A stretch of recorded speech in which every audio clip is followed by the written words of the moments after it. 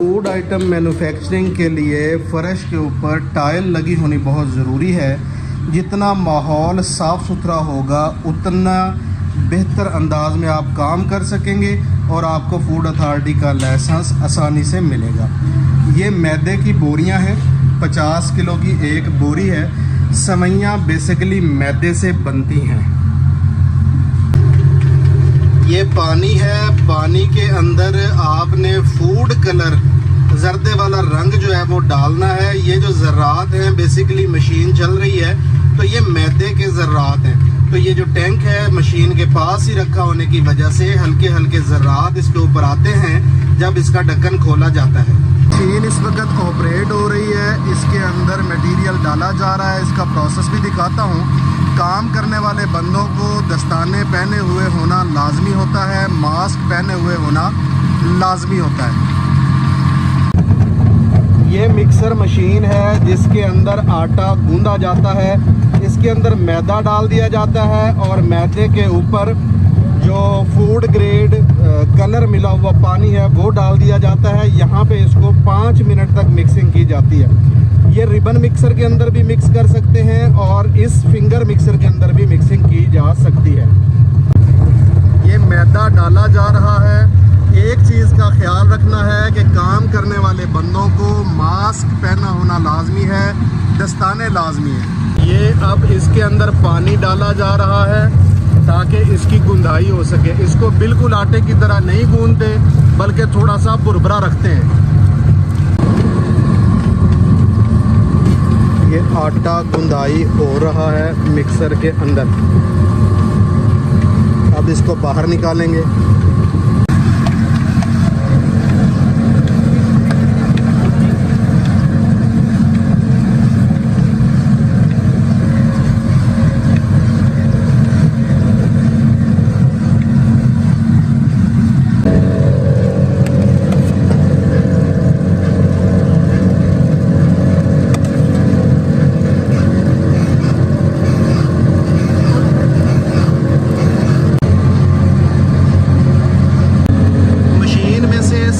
निकलने का अमल शुरू हो चुका है। अब इनको तोड़कर बांसों के ऊपर लगा लिया जाएगा।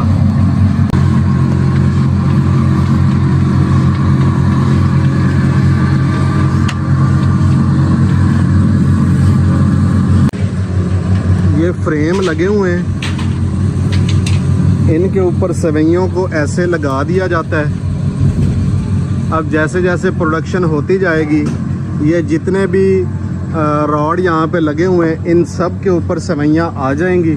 ये सवैयाँ ये लोहे के हैं, ये वाले पाइप जो हैं ये लोहे के हैं और ये जो लकड़ियाँ हैं ये स्टील की हैं, ये बांस की हैं। तो बांस की लकड़ियों के ऊपर इसको खुश्क कर दिया जाता है। अब ये 12 घंटे के लिए तकरीबन ये ऐसे ही खुश्क होंगी। यहाँ पे अगर बारिश आ जाती है तो इसके ऊपर तरपाल दे दी जाएगी।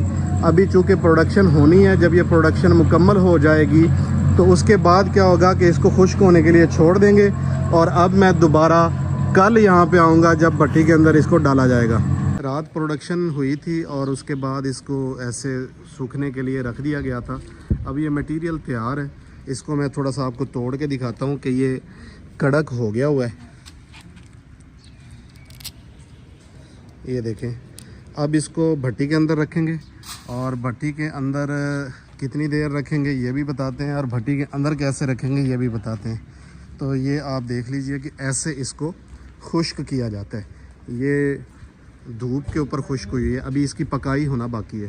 सवैयाँ जब खुश्क हो जाती हैं तो उसके बाद ये लोहे के जो डब्बे हैं इन डब्बों के अंदर इसको रख दिया जाता है।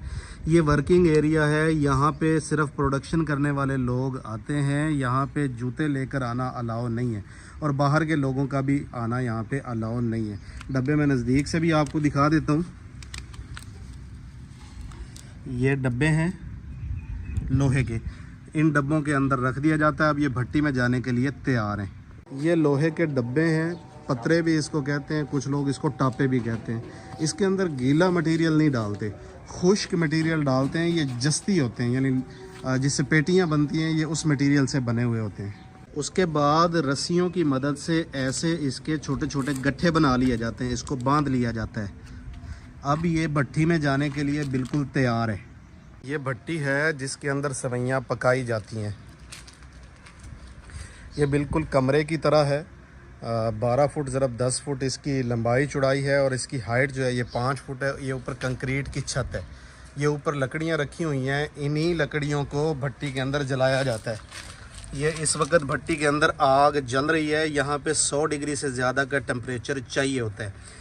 तो जब ये लकड़ियाँ बुझ जाएंगी तब इसके अंदर सेवइयों को रख दिया जाएगा और आगे से ढक्कन लगा दिया जाएगा और सेवइयों को पकने के लिए छोड़ दिया जाएगा।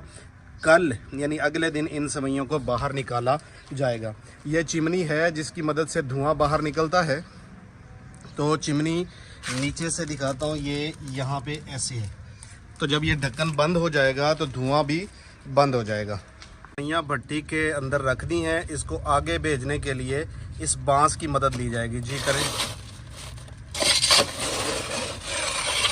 तो बंद कर दिया जाएगा।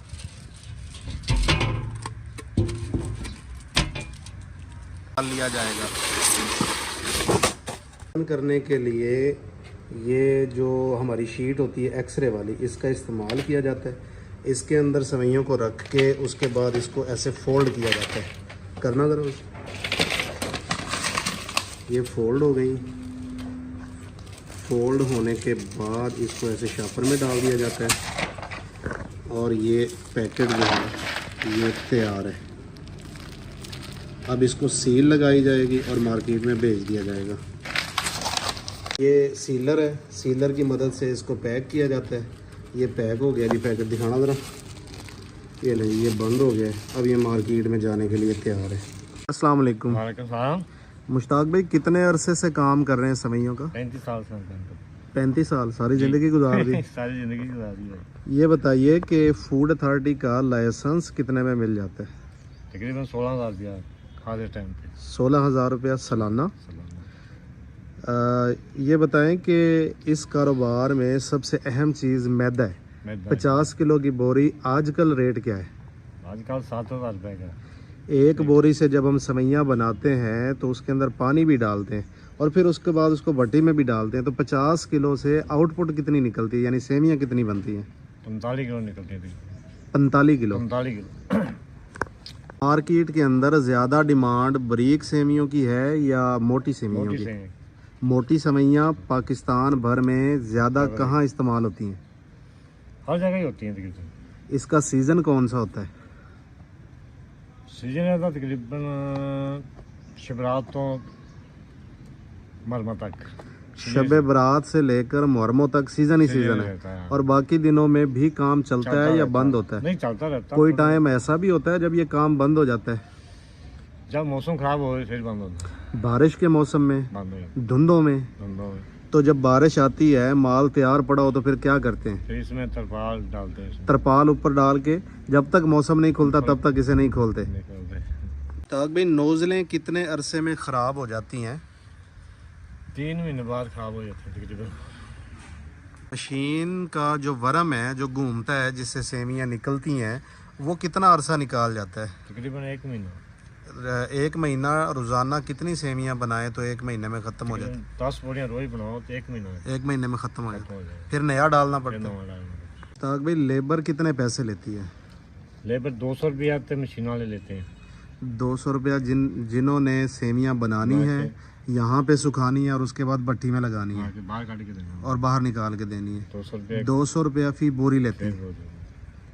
पैकिंग वाली लेबर कितने पैसे लेती है? वो 60 पीस दे तकरीबन 35 तो 40 रुपये। 60 पीस से मुराद है 60 पैकेट। 5 दर्जन। 5 दर्जन। 5 दर्जन के 35 रुपये। और एक पैकेट में कितने ग्राम होती हैं सेवइयाँ? मुख्तलिफ होती हैं, यानी 50 तो 100 ग्राम तक, 200 ग्राम तक, 250 ग्राम तक। 50 ग्राम से लेके 250 ग्राम तक जो भी पैक साइज चल रहा हो, आप 35 रुपया कार्टन का देते हैं। तो बोरी रोज़ाना निकालें तो महीने की 300 बोरी बनती है। इसके ऊपर अंदाजन मोटा मोटा बिजली का बिल कितना आ जाता है? 60,000 रुपये तकरीबन 60,000। कल कितने वर्कर हैं जो ये काम करते हैं? 4 वर्कर हैं। बनाने वाले कितने हैं? दो और बनाने वाले हैं, दो पैक करने वाले हैं। बिजली, मजदूरी, लकड़ी जलाई, मैदा, पानी, रंग, सारे खर्चे निकालने के बाद एक बोरी के ऊपर अगर हम खुला माल बेचें बगैर पैकिंग के होल सेल में तो कितनी बचत आ जाती है? 200 रुपया तकरीबन मन पे आती है। मन पे 200, बोरी के ऊपर 250 रुपया। 250 रुपया। पैकिंग करके बेचें तो पैसे ज़्यादा बचते हैं। बनते हैं, हाँ जी। अगर किसी ने मटेरियल मंगवाना हो तो आपका टेलीफोन नंबर क्या है? 0300 0300 77 77 34 808। 808। व्हाट्सएप भी बना हुआ है? जी जी।